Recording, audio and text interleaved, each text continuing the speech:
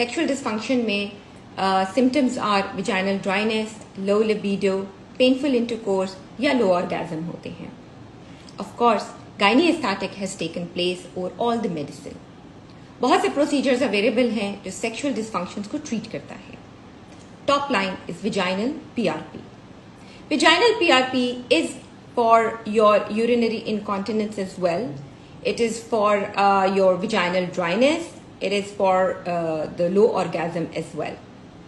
जितने different medicine आपको दी जाती है उसके साथ अगर गायनीस्थेटिक प्रोसीजर भी हो तो सिम्टम्स में बेहतरी आ सकती है. सीमेन एनालिसिस जब मेल प्लान करता है तो याद रखें 3 to 9 डेज का एब्स्टिनेंस होना चाहिए, यानी मियाँ बीवी का परहेज 3 से 9 दिन का हो. सीमेन एनालिसिस आप जब भी दें किसी कंटेनर में दें. उस कंटेनर से बाहर अगर कोई सीमेन है तो प्लीज इसको उठाए ना, क्योंकि वो कंटेमिनेटेड हो सकता है.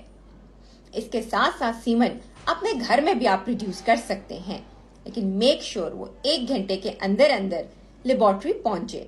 अगर 1 घंटे से ज्यादा हो गया तो फिर वो सीमेन में वो पैरामीटर्स नॉर्मल नहीं रहते जो एक डॉक्टर को चाहिए. अगर घर से ला रहे हैं तो टिश्यू में रैप करके अपने पॉकेट में रख दें, क्योंकि वो डायरेक्ट सनलाइट पे नहीं आना चाहिए.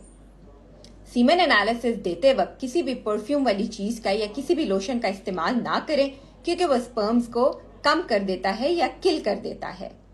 If you need more information about the semen analysis, please do contact doctor Ruhina, Hameed Latif hospital, Lahore.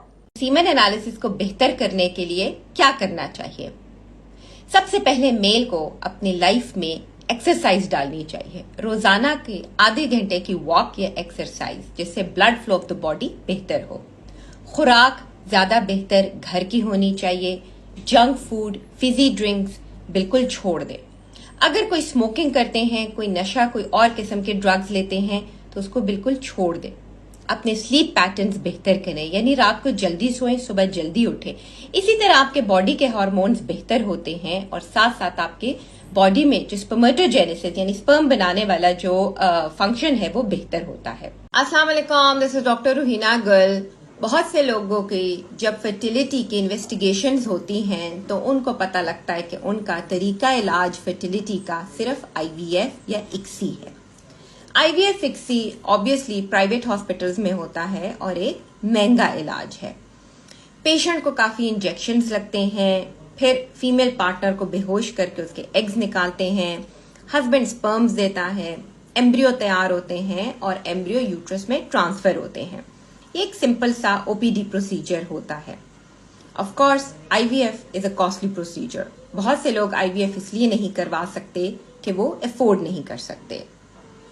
हर रमजान हम पैकेजेस लेके आते हैं उन मरीजों के लिए जो IVF की जरूरत है उनको, और वो पैसों की वजह से नहीं करवा पाते हैं. अगर आपको लगता है कि आपके बांझपन का इलाज सिर्फ IVF है तो इस रमजान जरूर IVF की कोशिश कीजिएगा, क्योंकि हमारे पास पैकेजेस, रमजान पैकेजेस हैं जिसमें काफी पैसे कम होके इसको हमने अफोर्डेबल बनाया हुआ है. अगर आपने रमजान पैकेज करवाना है और IVF करवाना चाहते हो तो जरूर मुझसे ही मिलो. Doctor Ruhina Gul, Hameed Latif hospital, Lahore.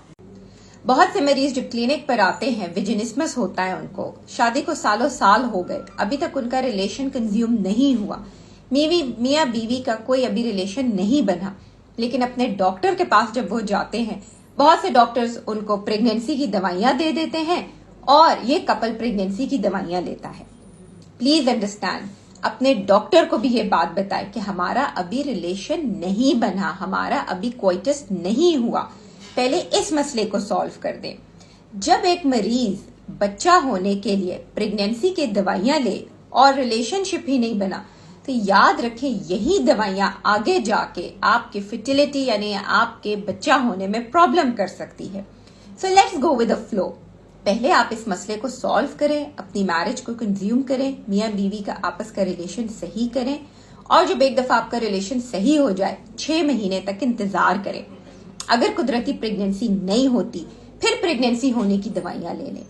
यही प्रेगनेंसी की दवाइयां आगे जाके बहुत से मसले बनाती है.